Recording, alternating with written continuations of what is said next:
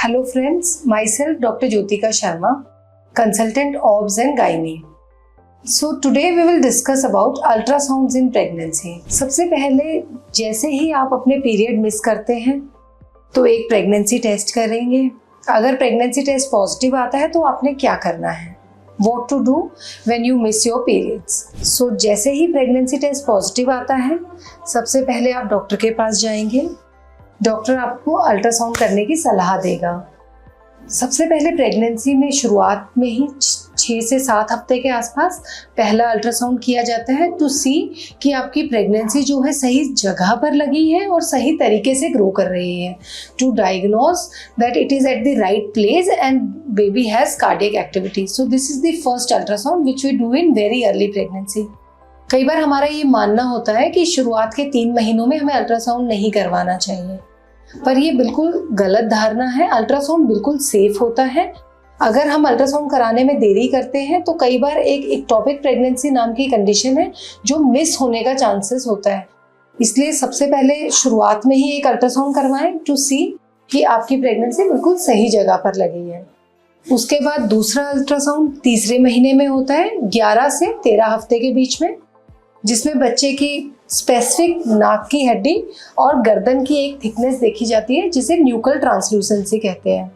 इनसे ये पता चलता है कि बच्चा बनावटी रूप से तो ठीक है। फिर तीसरा अल्ट्रासाउंड 5वें महीने में होता है जिसे कई बार रंगीन अल्ट्रासाउंड का भी नाम दिया जाता है। ये अल्ट्रासाउंड 19 हफ्ते से लेके 22 हफ्ते के बीच में होता है।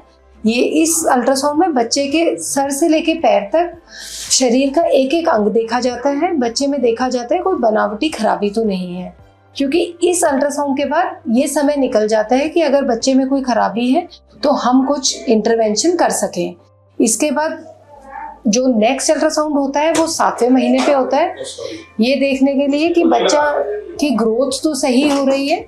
ये 28 से 32 हफ्ते के बीच में किया जाता है बच्चे की ग्रोथ देखने के लिए।